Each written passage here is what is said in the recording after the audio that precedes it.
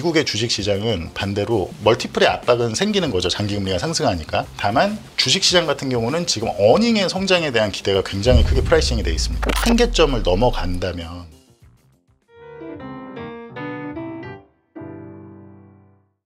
금리를 내리니까 금리가 올라간다. 왜 이런 거냐? 자, 이런 이제 질문부터 좀 시작을 해볼게요. 자, 네. 정확히 일단 어떤 뜻입니까? 이제 많은 분들이 사실 장기 국채에 투자를 하신 이유가 기본적으로 이제 연준이 금리를 내릴 거다. 네. 이제 그거에 대한 어떤 사실 기대가 많이 있었잖아요. 네. 그러다 보니 이제 장기 국채에 이제 뭐 기관도 그렇고 개인분들도 그렇고 많이 투자를 했는데 막상 이제 기준금리를 내리니까 실제 이제 많은 분들이 투자한 장기 국채의 금리는 오히려 올라갔죠. 그러니까요. 그래서 가격이 많이 떨어졌는데 예.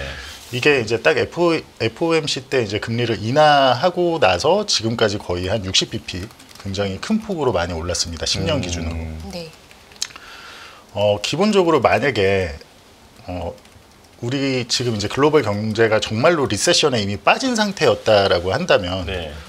사실은 그렇게 금리를 내린다고 장기 금리가 반대쪽으로 가지는 않겠죠. 그렇죠. 네. 근데 저는 사실 이게 좀 제 단점이 조금 빠르다는 단점이 있습니다. 근데 네. 저는 올해 초부터 사실 이 현상에 대해서 계속 이렇게 될 거다라고 얘기를 해왔거든요. 네. 기준금리를 오히려 내릴 때 이제 뒤에 쪽 금리가 이제 스티프닝, 그러니까 장기물 주도의 스티프닝이니까 이제 베어 스티프너라고 하는데 네. 이제 그런 현상이 생길 거다. 그 말은 연준의 긴축 자체가 애초에 충분하지 않았고 네. 연준과 그리고 네. 이제 그 사이에 또 미국의 이제 재무부나 이런 쪽에서 뒤에서 이제 좀 유동성을 푸는 정책을 했기 때문에 오히려 이런 상황에서 이제 금리 인하 사이클이 시작이 된다면 앞에 게 내려가면서 이제 단기 금리가 내려가면서 맞습니다. 네. 단기 금리가 내려가면서 생기는 이제 불스티프닝 현상보다는 뒤에 금리가 이제 롱엔드라고 하죠. 네, 이제 장기 장기 금리가 장기물 주도로 금리가 올라가서 금리가 정상화되는 이제 베어 스티프닝이 네. 발생할 거라고 보고 네. 그게 이제 각종 부동산이나 아니면 성장주 이제 기술주 같이 듀레이션이 긴 자산들의 멀티플을 타격을 줄 거다. 네. 그래서 이제 리세션이 많은 분들이 어떻게 생각하면 리세션을 두려워하니까 예. 리세션을 걱정해서 장기물 국채를 사신 거잖아요. 그렇죠. 근데 아이러니하게 제가 이제 오늘 얘기하고 싶었던 건 과거부터 얘기를 했던 건 네. 아이러니하게 많은 분들이 오히려 그 시장에 너무 여전히 많은 유동성이나 인플레이션을 두려워했어야 되는데 연준을 자꾸 지레 겁먹고 두려워하다 보니까 계속 장기금리 기준금리보다 장기금리가 한참 낮은 상태에서 있었던 거죠. 그렇죠. 근데 이렇게 장기물 금리가 유동성이 많은 환경에서 이렇게 낮게 묶여 있는다라는 건 자산 시장에 멀티플을 부양시켜주는 효과가 있습니다. 네. 멀티플이라고 하면 이제 주식으로 치면 P, 뭐 퍼라고 할 수 있죠. 제일 네. 쉽게. 이제 그런 멀티플을 부양해주기 때문에 웨스 이펙트가 계속 유지가 되면 네. 사람들은 소비를 계속 할 수 있게 될 거고 어쨌든 물가가 많이 올랐다고 해도 그들의 자산은 훨씬 더 큰 폭으로 지금 평가가 되고 있거든요. 그렇죠. 페이퍼상으로. 네. 그래서 역자산 간단히 말씀드리자면 역자산 효과가 이루어지기 전까지는 그게 발생하기 전까지는 그러니까 웨스 이펙트의 정반대죠. 그게 네. 발생하기 자산 효과의 전까지는 반대. 자산 가격이 하락함으로써 소비를 덜하게 되는 네, 게 네, 역자산 네. 효과라는 말씀이신 거죠? 네, 맞습니다. 네, 자산 역부의 가격이 효과. 올라갈 때 소비를 네, 네. 많이 하는 걸 자산 효과라고 한다면 네, 웨스 그게 웨스 이펙트라고 이펙트라고 한다면 한다면 그 역의 네, 네. 효과가 네, 나올 네. 수 있다. 맞습니다. 그게 네. 발생이 돼야 이제 많은 분들이 두려워하는 진짜 리세션이 시작이 될 거라고 저는 네. 보고 있고 그러기 위해선 아이러니하게 많은 분들이 리세션을 걱정을 안 해야 된다. 그러니까 반대로 장기물 국채를 지금 사시는 게 굉장히 잘못된 대응 방법이다. 리세션에 대한. 네. 그러면 아직은 리세션이 굉장히 멀리 있다라는 말로도 해석할 수 있는 것 아닙니까? 그러니까 실물 경제에서 자산 가격이 내려가는 것과 네. 이제 진짜 실물 경제에서 고용 해고가 엄청 늘어나고 어떤 뭐 이제 기업들이 크게 해고하고 GDP도 뭐 역성장하고 이제 이런 식으로 이제 경제 지표에 찍히는 시점하고는 분명히 차이가 있을 거라고 저는 보고 있고요. 네. 먼저 자산 가격에 이제 그런 이제 실물 리세션을 기대하기 위해서는 일단은 자산 가격의 랜딩이 선행돼야 된다. 근데 그 자산 가격이라고 한다면 첫째는 장기 채권, 네. 둘째는 주식 시장, 미국의 네. 주식 시장 웨스 이펙트를 받쳐주고 있는 이제 그런 자산 가격들이 먼저 랜딩이 돼야 될 거다라고 생각을 하고 있습니다. 네. 저는 궁금한 게 네. 아까 전에 겸손하게 내가 너무 빠른 것이 단점이다 이렇게 말씀을 하셨지만 사실 이제 이런 조언을 해주시는 분 입장에서는 대단한 능력 아니겠습니까? 자, 그 금리를 내리니까 이제 금리가 상승하는 이유에 대해서 이렇게 지금 얘기를 나누고 있는데 그렇다면 네네. 어떤 점을 미리 보셨기 때문에 네네. 지금과 같은 현상을 예견하실 수 있었던 건지 궁금해요. 네, 기본적으로 금리를 이제 여전히 유동성이 많은 환경이다라고 저는 판단을 하고 있었고 그렇죠. 유동성이 없어지는 걸 걱정할 때 장기 채권을 사야 되는 거고 그렇죠. 반대로 유동성이 많은 환경인데 여전히 만약에 연준에서 기준금리를 낮추기 시작하면 인플레이션에 대한 기대가 살아나게 되거든요. 네. 첫째는 그게 그렇게 되고 한번 화면을 좀 봐주시면 네. 예. 네, 지금 떴습니다. 아, 네네. 네. 저 하얀 선은 무엇일까요? 요거는 이제 시카고 연준의 이제 파이낸셜 컨디션 인덱스라고 아, 네. 이게 이제 여러 가지 뭐 데이터를 조합해서 지금의 금융 환경이 정말 긴축적인지 아닌지를 보여주는 차트입니다. 네. 이게 1970년부터 현재까지인데 보시면 요때가 이제 리먼 사태 그리고 요때가 2000년 IT 버블 당시 버블이 시작되기 직전 그리고 요때가 이제 70년대 이제 스태그플레이션 정도로 보시면 될 것 같습니다. 근데 22년 10월에 이제 여기 지금 손 모양이 잘 나오고 있네요. 예, 22년 10월에 이게 저희가 이제 그 증시 바닥이었을 때 그때 해봤자 파이낸셜 컨디션 인덱스는 이 정도였고 현재는 보시면 그 어느 때보다 사실은 금융 환경이 굉장히 이완이 돼 있는 상태지. 바닥이네요. 맞습니다. 긴축이 된 상태가 아닙니다. 근데 보통은 이제 연준이 뭐 금리 인하의 명분은 굉장히 지금의 이제 금융 환경이 제한적이다. 근데 이제 연준은 굉장히 제가 생각하기에는 좀 구시대적인 테일러 준칙에 얽매여서 이제 자꾸 기준금리, 앞에 금리로 뭐 어떤 경제를 이렇게 쥐었다 폈다 할 수 있다라고 생각을 하는 것 같아요. 네. 다만 제 생각에는 2008년에 양적 완화가 발생하고 실제 양적 완화, 죄송합니다. 2008년 금융위기 이후에 양적 완화가 시작된 이후부터 실제로 연준은 그 뒤부터는 연준은 돈을 찍어서 이제 찍어낸 돈으로 장기 국채를 계속 인위적으로 사들였잖아요. 네. 그러다 보니까 장기 금리가 계속해서 낮아졌기 때문에 금융위기 이후에 글로벌 경제는 더 이상 이제 단기 금리만으로는 어떤 그 긴축이나 이제 그런 효과를 낼 수가 없다라고 저는 생각을 하고 네. 사실 정말로 금융 환경이 긴축되고 정말 리세션을 걱정하려면 장기 금리가 유동성 대비 긴축적으로 올라 있어야 됩니다. 네. 단기가 아니라 모든 미국의 경제는 장기 금리에 또 특별히 더 묶여 있고요. 현재는 더더욱. 네. 그래서 제가 요거를 일단 그 자세한 내용은 뒤에서 얘기를 하더라도 간단히 보여드리면 지금 보시는 요 차트는 흰색 선이 22년 10월에 이제 글로벌 주식 바닥일 때 흰색 선이 이제 파이낸셜 컨디션 인덱스 네. 이제 좀 더 확대한 겁니다. 아까의 그 긴 차트를. 네. 그리고 이제 하늘색이 S&P 500이고 주황색이 이제 금 가격입니다.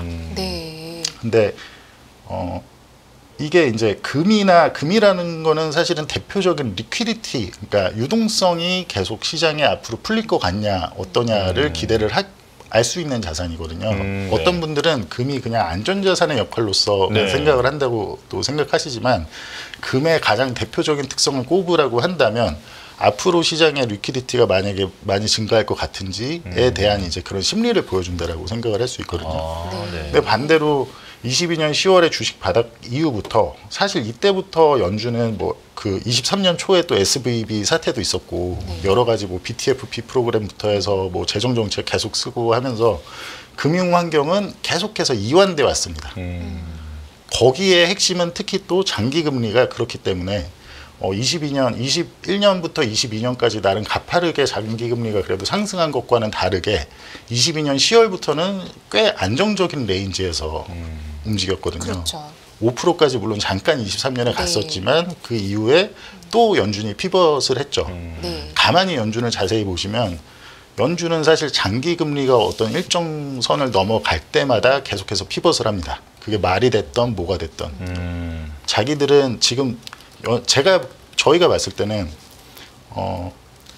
연준이 그런 피벗을 하는 게 기준금리를 그러니까 연준이 지금도 앞으로 우리가 금리 인하를 많이 하려고 한다라고 할 때 명분을 내세우는 게 인플레이션은 이제 다 잡았다. 네. 우리는 이제 고용이 불안하다라는 식으로 얘기를 하지만 실제로는 좀 제가 봤을 때는 이제 그런 뭐 연준도 지금 자기들이 이제 좀 실수를 했다라고 저는 생각을 할 거라고 생각을 하고 있어요. 실기했다라는 것을 네네. 알고 있다. 맞습니다. 아무튼 그 정도로 지금 그렇게 타이트한 상태는 아니다. 지금은 그러니까 아까 보여주신 차트에서 시사하는 바는 어쨌거나 네네. 지금도 유동성이 풍부하다는 것이고 네네. 파이낸셜 컨디션도 좋다는 맞습니다. 말씀이시죠. 네네. 네. 그러면 이 상황이 당분간 좀 더 지속될 수 있는 건 아닐까요? 연준이 실기했다라는 거는 언제 어떻게 우리가 알 수 있게 될까요? 장기 국채 시장에서 근데 다만 지금 이미 금리가 이제 채권자금단 비슷하게 올라가고 있다라는 거는 네. 연준이 긴축에 실패를 했기 때문에 시장 자체에서 지금 현재는 긴축이 일어나고 있는 거거든요. 네. 그래서 이게 어떤 한계점을 넘어간다면 저는 이제 물론 단기적으로야 언제든지 장기물 금리에 이제 반락이 나타날 수 있지만 저는 채권자금단 이제 그런 스타일의 어떤 큰 장기 금리의 상승이 추가적으로 나타날 수 있다고 보거든요.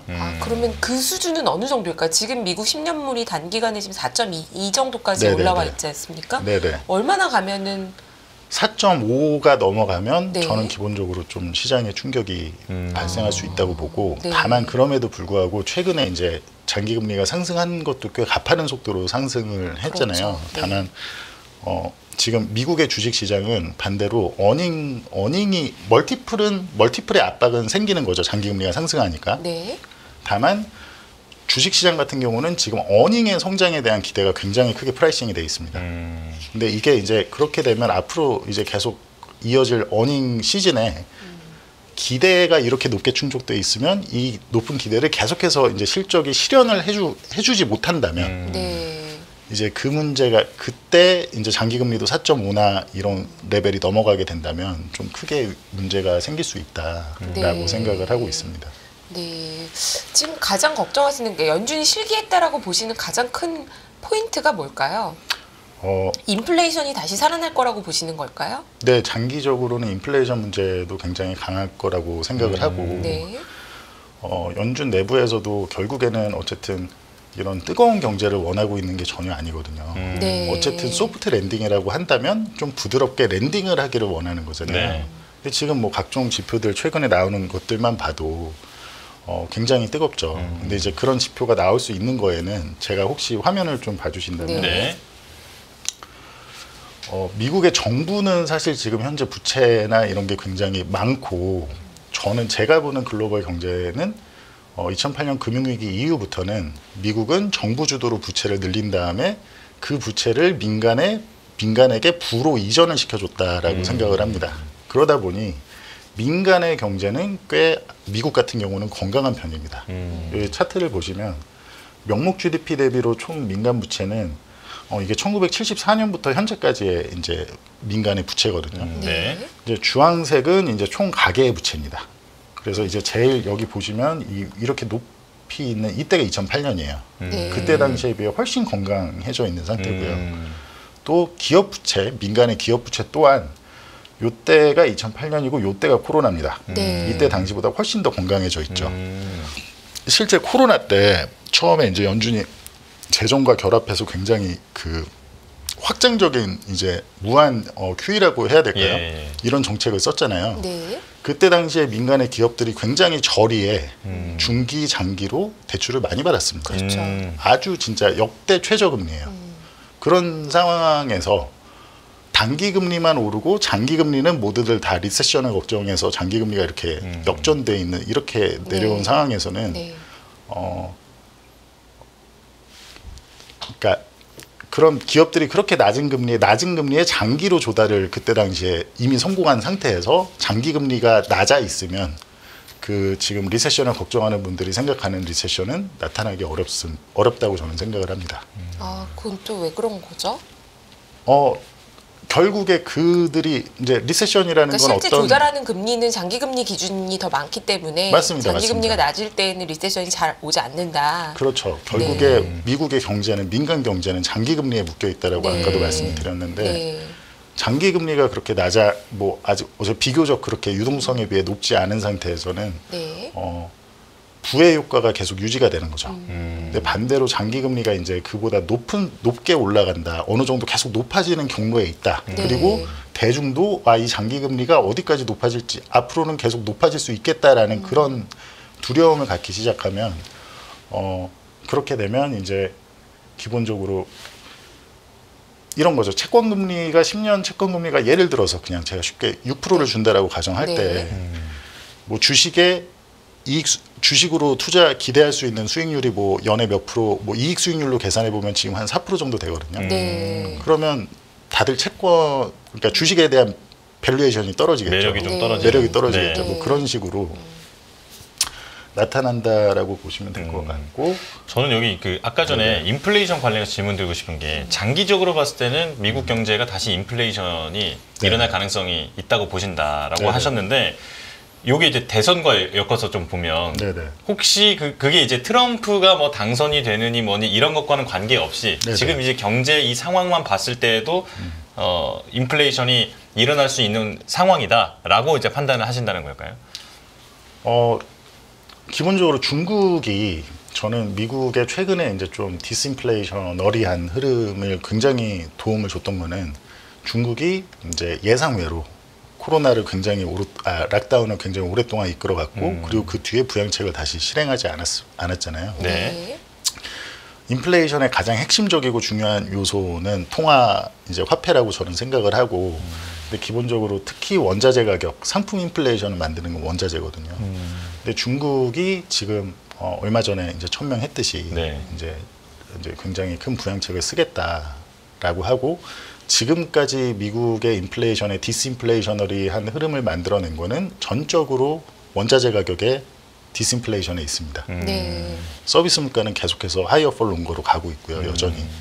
여전히 연준의 목표보다 높은 상태를 유지를 하고 있죠. 왜냐하면 말씀드렸지만 주식도 올타임 하이, 장기 채권도 뭐 아직 그렇게 하고 부동산도 올타임 하이고, 이런 사태가 이어지니 자산을 가지고 있는 상위의 50%는 어쨌든 뭐 인플레이션이 장기화됐다고 해도 소비를 줄일 이유가 없는 그렇죠. 거고, 자산이 없는 하위 50%는 굉장히 힘들겠지만 이제 그런 측면이 나타나고 있다라고 저는 해석을 하고 있습니다. 네. 그러한 측면에서 혹시 화면을 네, 한번 네. 봐주시면 네. 주시죠. 네. 부동산 가치에서 지금 부채를 제했을 때 이제 민간의 가계의 부동산 가치를 이제 보시는 차트고요. 1965년부터 현재까지 차트라고 보시면 되는데, 네. 부채를 제한 에쿼티 비중, 한마디로 이제 지금 뭐 민간이 집을 살 때 당연히 대출도 받겠지만 그 외에 자기의 순자산은 네. 지금 역대 최고입니다. 네. 1960년대부터. 왜? 장기 금리가 낮게 묶여 있었기 때문에. 뭐 기본적으로 부동산 금리나 모기지 금리도 다 장기 금리가 올라가야 올라가죠. 그죠? 그리고 보실게요. 다음은 이제 가처분 소득 대비 미국 가계의 순자산을 보는 건데요. 네. 이것 또한 1965년부터 지금까지 역대 최대입니다. 네. 가처분 소득 대비입니다. 민간에. 그리고 미국 기업들이 지금 순이자 비용을 어떻게 내고 있냐를 이제 보여주는 차트고요. 이거는 네. 1974년부터 현재까지인데 순이익 대비, 그러니까 미국 기업들의 이익 대비 순이자 비용입니다. 역대 최저 수준을 내고 있어요. 네. 제가 아까 말씀드렸듯이 코로나 때 워낙 저금리에 묶여서 발행을 했고, 장기로 또 빌렸다. 그렇죠. 네. 근데 이러한 상황에서 리세션을 걱정한다고 장기 국채를 만약에 이제 사시는, 그러니까 많은 전문가분들도 이제 그렇게 얘기를 하시는 걸 아는데, 네. 저도 알고 다 이해를 하고 하지만 그러니까 순서가 바뀌었다라고 말씀을 드리고 싶습니다. 저는. 그러니까 장기 금리가 지금보다는 한참 더 위의 레벨에 오지 않는 한은 일단 그 많은 분들이 우려하는 리세션이 발생하기는 쉽지 않을 거라고 보고 있습니다. 그러면 지금부터 장기금리가 올라가는 시점까지는 오히려 리세션 걱정을 할 게 아니라 네네. 오히려 지금 미국 증시를 좋게 봐야 되는 걸까요? 그거는 이제 제가 아까 말씀드렸듯이 어닝에 대한 기대가 계속 높게 유지가 된다면 네. 주식 시장에서 네. 근데 저는 또 주식 시장은 너무 그 프라이싱이 과도하다라고 보고 있습니다. 네. 제가 아까 좀 제가 빠름감이 있다고 네. 말씀드렸잖아요. 제가 사실은 그래서 거의 작년 연말, 올해 연초 거의 1년 전부터 미국 주식이 위험하다라고 말씀드렸거든요. 네. 그래서 아마 저에 대해서 되게 미워하시는 분들도 많을 거예요. 너무 빠른 거 아니냐 이렇게. 네, 저는 그때 워낙 또 나스닥 이런 게 아웃퍼폼을 했기 때문에 그리고 그때 제가 핵심적으로 얘기했던 게 이 문제였습니다. 장기 금리는 올라갈 거다. 네. 내려가는 게 아니라 올라가면서. 그래서 장기 국채에 대한 건 그래도 뭐 나름 예전부터 잘 맞춘 것 같은데 이 주식은 계속 제가 간과했던 게 지금 와서 생각을 해보면 AI로 인한 어떤 어닝에 대한 기대가 이렇게 계속해서 그러니까 멀티플이 수축하는 거를 상쇄할 만큼 높아질 수 있다라는 걸 간과를 한 것 같아요. 그러니까 멀티플이 수축한다라는 거는 가만히 잘 생각을 해보면 네. 주식에 예를 들어 S&P 500의 포워드 P가 25다. 네. 그러니까 포워드라고 하면 내년 향후 12개월 P가 이익을 기준으로 했을 때 네. 25배로 지금 네. 평가가 되고 있다라고 한다면 주식에도 수익률이 있거든요. 네. 그거를 이제 가만히 그걸 이익 수익률이라고 하는데 P를 역수로 해보면 100 나누기 25 하면 4잖아요. 네. 4. 근데 그럼 이제 그거는 이제 대략적으로 러프하게 향후 뭐 몇 년, 뭐 5년, 10년 동안 향후 지금 S&P 500에 투자하면 명목으로 약 연에 한 4% 정도를 기대할 수 있다라는 뜻이 됩니다. 근데 이제 장기 국채 금리가 명목으로 어쨌든 지금 현재 4%를 주고 있잖아요. 네.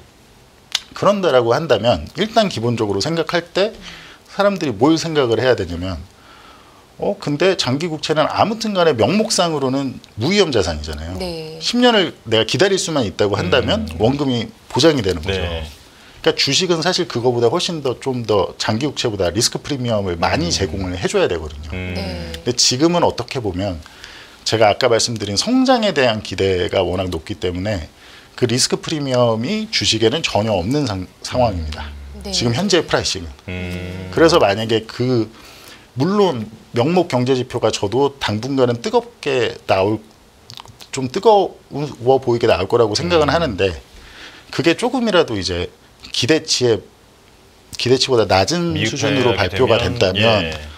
그러면 그때는 정말 장기물 금리가 이제 레벨이 업이 이제 한 단계 됐다라는 가정하에서는 굉장히 좀 취약해질 수 있을 거다. 왜냐? 그러니까 지금의 모든 문제는 주식 시장이든 장기 채권 시장이든 너무 고평가된 게 문제라고 저는 생각을 합니다. 네. 시장이 너무 리세션 진영에선 너무 앞서 나갔고 주식도 성장 진영에선 너무 앞서 나갔다라고 저는 생각을 합니다. 그 대표님께서 이제 1년 전에 말씀하셨다고 하시니까요. 그러면 사실은 지금 우려하시는 것도 뭐 이렇게 여쭤봐도 될지 모르겠지만 또 이 좋은 상황이 1년을 더 갈 수도 있지 않습니까? 그럴 수도 있겠죠. 네, 우리가 이제 시점을 맞추는 건 사실 원래 어렵잖아요. 네네, 맞습니다. 이것도 빠른 거다. 예, 네, 그럴 수 그러니까 뭐 있으니까. 알 수 없는데 그럼 맞습니다. 지난 1년간의 대표님의 생각과 다르게 흘렀던 점을 네네. 그냥 제가 한번 생각해 보자면 네네.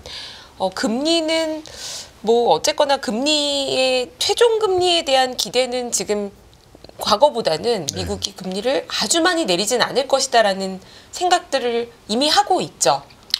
조금씩 하는 것 같아요. 조금씩 단기자금 하고 시장, 있죠. 네, 프라이싱을 받을 그래서 금리의 고점은 네네. 그 5% 미국채 기준으로 5% 넘어갔던 거는 제 기억에는 22년 4분기? 23년 3분기에 5%까지 잠깐 터치했습니다. 예, 23년 10년 3분기? 기준으로. 네, 10년 기준으로. 예, 예. 그때 이후에는 오히려 고점은 좀 낮아지고 있고 맞습니다. 이게 박스 자체는 약간씩 내려온 거는 사실이지 않습니까? 맞습니다. 그러는 사이에 네네. 미국의 성장률은 실제로 계속 잘 나왔고 네네네. 전망치도 상향 조정이 몇 번 됐고 네네. 기업 같은 경우에는 S&P 500 기업이 다 일관되게 좋은 건 아니지만 네네. M7이라고 말하는 현금이 많은 네네네. 제일 큰 기업들 7개는 네네. 어쨌거나 지금 굉장히 성장을 잘 보여주고 있는 네네네. 구간 1년을 온 거지 맞습니다. 않습니까? 맞습니다.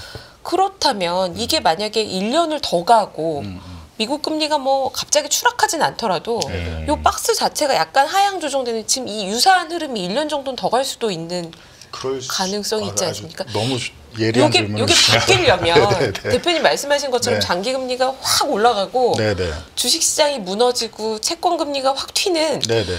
이런 게 오려면 어떤 트리거가 필요할 것 같아요. 저도 너무 좋은 예리한 질문을 주셔가지고 저도 사실 걱정이 네. 말씀드렸듯이 제가 좀 1년 정도 빨랐다 보니까 저희 포트에도 해지로 좀 가지고 있거든요. 그런 네. 위험에 대한 대비를. 근데 이게 진짜 1년이 더 가면 예를 들자면 네. 그러면 제가 그러니까 과연 전망에 대한 스탠스를 어떻게 해야 될 것이냐. 근데 이제 물론 그 말씀하신 대로 정확한 타이밍을 알기는 굉장히 어려운데 네. 화면을 한번 봐주시면 예. 네. 지금 뭐 커브가 이제 정상화가 된다 이런 얘기를 많이 하잖아요. 네. 근데 사실 10년하고 2년의 커브는 10년하고 2년의 장단기 커브가 역전된 거는 사실은 정상화가 되고도 얼마든지 어느 정도 더 주식이 더 갈 수 있습니다. 네. 보통 그게 정상화 될 때 문제가 생기거든요. 네. 네. 이제 사실은 한 번도 틀리지 않았던 거는 늘 10년 3개월 금리거든요. 근데 3개월 금리니까 어떻게 보면은 좀 연준의 기준금리와 비슷한 느낌을 그렇죠. 주겠죠. 근데 여기가 지금 22년 10월입니다. 요때가. 네. 그러니까 딱 10년 3개월 금리가 역전이 될 때가 그때 그 22년 하락장의 바닥이었어요. 네. 근데 이게 지금 이렇게 역전이 되다가 최근에 연준이 이제 앞에 금리를 내리니까 심지어 뒤에 금리가 이제 장기 금리가 올라가면서 네. 반대로 가면서 이제 장기물 주도의 정상화가 급격하게 빠른 속도로 나타나고 있습니다. 네. 이게 저는 분명히 지금 요 분홍색 여기가 정상화 라인인데 요 근처가 가거나 요쯤이 가면 굉장히 정확한 타이밍을 말해줄 거라고 저는 생각을 하고 있어요. 그리고 그게 결국에 앞에 게 시장의 기대만큼 빨리 내려온다기보다는 뒤에 게 올라가면서 발현이 될 걸로 생각하는데 특히 그 중에 이제 저희가 만약에 그런 타이밍적인 측면이라면 저는 유가를 굉장히 여기 표시가 돼 있지만 저희가 집중해서 봐야 된다. 네. 어떤 지금 뭐 지정학적 위기도 있고 뭐도 있고 하지만 사실 가만히 보시면 아실 수 있듯이 유가라는 거는 기대 인플레이션을 대변하기 때문에 장기 네. 기대 인플레이션을 대변하기 때문에 향후 유가가 어떤 좀 본격적인 좀 상승 사이클을 나타낸다면 지금 여러 지정학적 위기나 여러 가지 문제가 있잖아요. 그러면 제가 말했던 그런 현상의 속도가 매우 가팔라지고 좀 폭이 깊어질 수 있습니다. 근데 그게 지금 10년 3개월 금리도 지난 100년 중에 가장 오랜 기간 역전이 돼 있고 그렇죠. 있거든요. 이게 대공황 이후로 가장 오랜 기간 역전 중입니다. 그래서 이제 그런 문제가 좀 있어 보이고 네. 또 하나는 이제 밸류에이션적인 측면에서 말씀을 드리자면 네. 이거는 이제 S&P 500에서 그 아까 말씀하신 빅7 이제 M7 네. M7을 제외한 에쿼티 그러니까 주식의 리스크 프리미엄을 보여주는 네. 차트입니다. 장기로 네. 이게 2015년부터 현재까지의 차트인데 그러니까 30년물을 그 제가 아까 말씀드린 S&P 500에서 M7을 제외하고 거기서 마이너스 30년물 금리를 차감해 주는 거예요. 네. 그래야 실질 그 아까 제가 말씀드린 이익 수익률을 알 수 있거든요. 네. 그러면 이 리스크 프리미엄이 지금 어느 정도냐? 우리는 뭐 거의 M7이 굉장히 비싸다 이렇게들만 생각하지. 그럼 나머지는 좀 싸다 뭐 이런 얘기도 있잖아요. 네. 근데 실제로 전혀 그렇지 않습니다. 리스크 프리미엄이 거의 2015년 이후로 거의 가장 낮은 수준에 있고요. 네. 실질로 봤을 때 30년물을 차감한 실질로 봤을 때 네.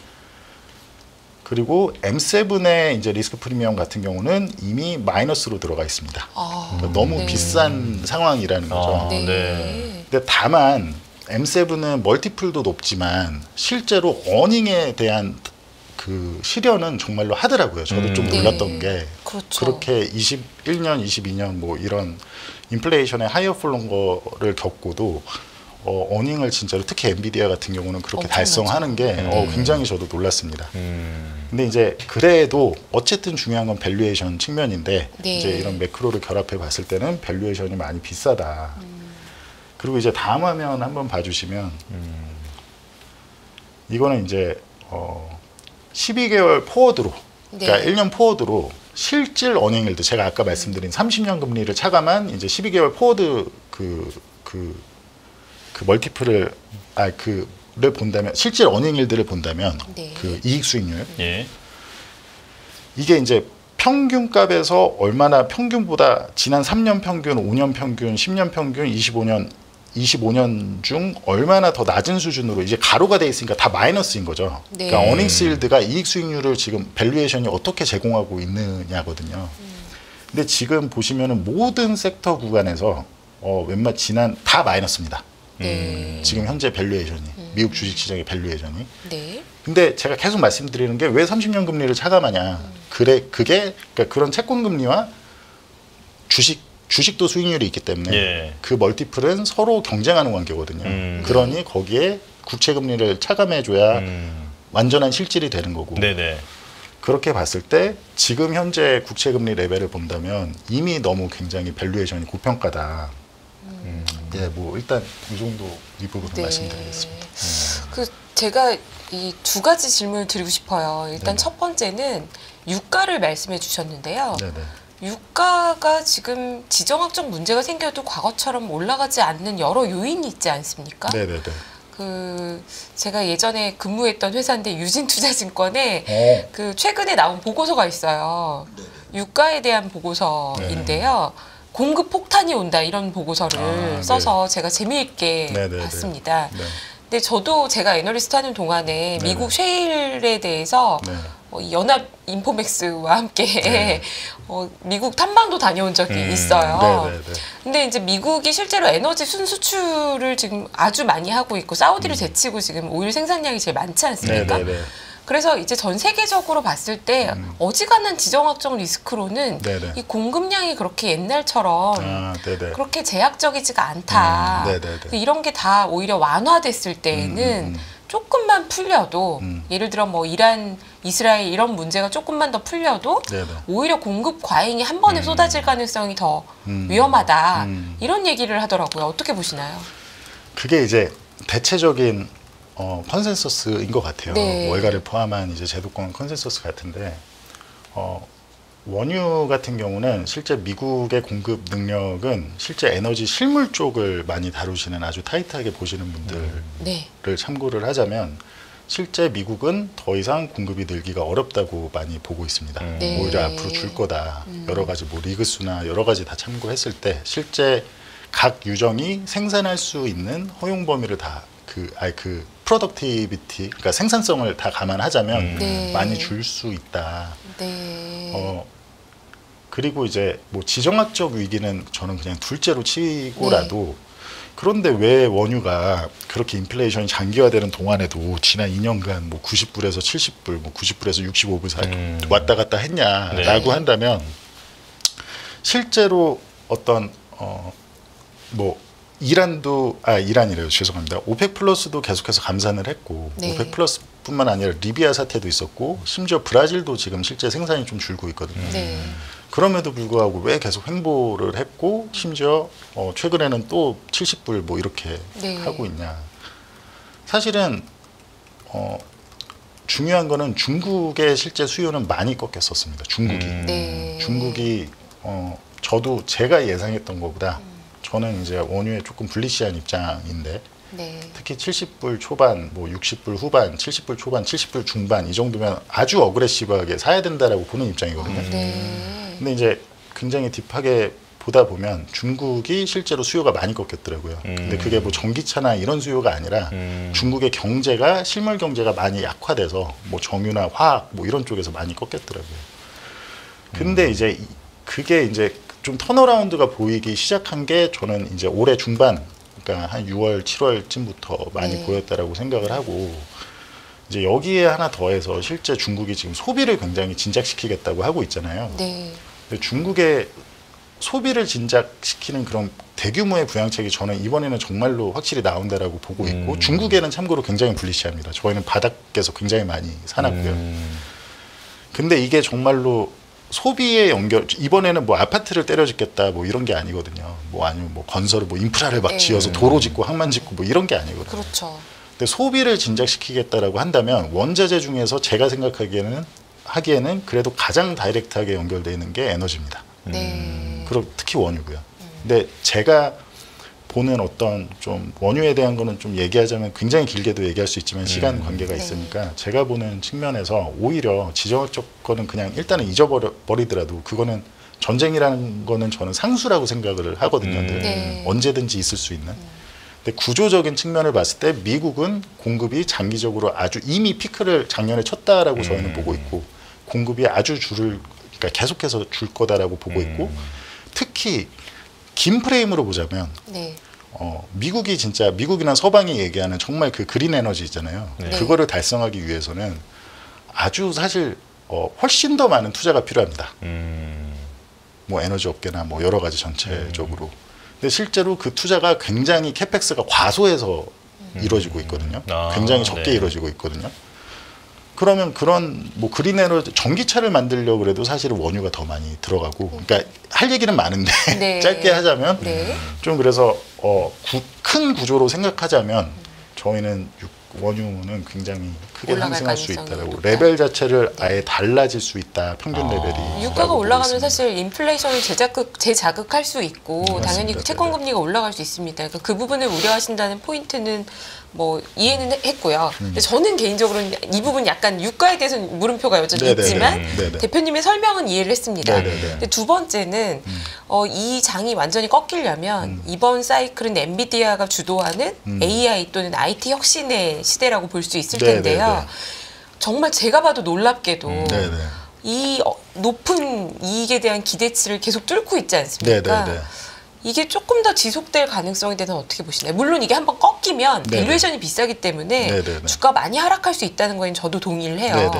근데 과연 이게 언제 어떻게 꺾일까에 대한 아이디어가 혹시 있으실까요? 저는 일단 기본적으로 말씀하신 대로 그 성장을 실현을 하고 있으니까 근데 이렇게 높아져 있는 기대를 실현하면 또 이렇게 없겠죠. 기대가 또 높아지고 또 하면 또 그 포워드 기대가 높아지고 그거를 계속 할 수는 없는 거거든요. 근데 이제 장기 금리는 제가 아까 말씀드린 대로 인플레이션의 하이어 폴 롱거도 있지만 더 사실 당장 문제는 그 재정 뭐 얘기들 많이 나오는 어떻게 보면은 이제 트럼프가 되든 누가 되든 앞으로 계속해서 적자 재정을 늘릴 수밖에 없는 이제 그 문제가 굉장히 심각하거든요. 그러니 장기물을 계속 찍어내야 되고 이제 그런 공급 이슈가 있기 때문에 향후 더 장기 금리는 단기적으로야 뭐 당연히 반락할 수도 있고 하지만 장기 금리가 결국 점진적으로 레벨을 높여간다면 성장에 대한 웬만한 성장에 대한 기대만으로는 쉽지 않을 거다. 일단 첫째, 그 장기물 멀티플을 압박하는 게 그 힘이 너무 강해질 거다. 10년물 기준으로 4.5가 넘어가기 시작한다면 또 하나는 미국의 경제가 당연히 아까 말씀드린 그런 민간이 굉장히 지금 정부가 08년부터 양적 완화를 해서 허공에서 돈을 찍어서 중앙은행에 돈을 찍어서 그거를 부를 민간에 이전을 시켜준 거잖아요. 그럼 그게 계속 올해 그런 낮은 저금리와 이런 걸 바탕으로 사실은 안정적인 성장을 또 이뤄낸 거거든요. 특히 빅테크들이 온갖 수혜를 다 가져간 건데 지금 현재로는 경제나 명목 경제 지표가 좀 그 예상보다 강하게 나오고 있지만 장기 금리가 최근처럼 이렇게 상승하는 흐름이 나타난다면 좀만 더 지속된다면 이렇게 강한 경제 지표가 계속해서 나오기 힘들 거라고 봅니다. 그러니까 지금은 경제 지표가 강하는 게 향후 수개월 더 갈 수도 있고 그러면서 어떤 채권 가격이 빠질 때 주식이 올라가고 이런 현상이 더 뭐 향후 짧게는 좀 더 이어질 수도 있겠으나 그게 뭐 과연 앞으로도 내년에도 1년 뭐 전체적으로 또 계속해서 주식시장의 불장이 이어질 수 있을 거냐 그런 측면에는 제가 과거부터 계속 강조했던 어떤 적자 재정의 압박 그런 장기화 그리고 어떤 물가 압력 그리고 여러 가지 이제 이런 측면들이 좀 불안하다. 그래서 제가 이제 많이 강조드리는 거는 사실 결국에는 투자, 뭐 가치 투자라는 거는 이제 매크로까지 종합해서 본다면 진짜 가치 투자가 완성이 된다라고 저는 개인적으로 믿거든요. 그럼 그렇게 봤을 때는 어쨌든 비싼 건 안 사면 되는 거고 굳이 뭐 숏 해칭이나 뭐 그런 해칭을 안 건다고 하더라도 안 사면 되는 거고 그러면 정말 저렴한 지금 가격이 너무 다 오버밸류에이션이 돼 있기 때문에 문제다라고 친다면 지금 현재 사실 주식시장에 주식도 저렴한 게 많거든요. 예. 근데 제가 이런 얘기를 자꾸 하니까 이제 저를 미워하는 분들이 그러니까 많은 분들이 사는 장기국채에도 제가 굉장히 좀 베어리시하고 아, 예. 미국의 M7의 뭐 주식 시장도 조금 저라면 하겠다. 그리고 또 중국 주식 좋다고 얘기하면 되게 싫어하시더라고요. 근데 저희는 사실 중국 주식 이번에 해서 굉장히 수익도 많이 나고 네네. 있고 네. 그래서 좀 분명히 저렴한 섹터는 존재하고 나라도 존재하고 자산도 존재하기 때문에 원자재도 전반적으로 저렴하다. 귀금속은 오히려 저희는 굉장히 불리시했다가 네. 최근에는 좀 단기적으로는 조금 금 가격이 많이 올라서 이제는 조금 매력이 떨어졌다고 보시는 건가요? 그러니까 장기적으로는 귀금속도 아주 좋을 거라고 생각하는데 장기 금리의 이런 그 베어 스티프닝 현상이 계속 좀 일어난다면 네. 좀 좀 일부 조정이 오고 갈 수 있다라고 생각을 하고 있습니다. 그래서 네. 조금 위험한 구간일 수는 있다. 단기적으로는. 네. 자, 이선철 후르츠 투자자분 대표님과 함께했습니다. 네, 고맙습니다. 감사합니다. 감사합니다. 네. 안녕하세요, 이승입니다. 더 많은 영상을 보고 싶으신 분들은 화면 오른쪽에 있는 구독 버튼을 눌러주시기 바랍니다. 그리고 영상을 보시면서 좋아요는 필수인 거 아시죠? 항상 인포맥스 라이브를 사랑해 주셔서 감사합니다.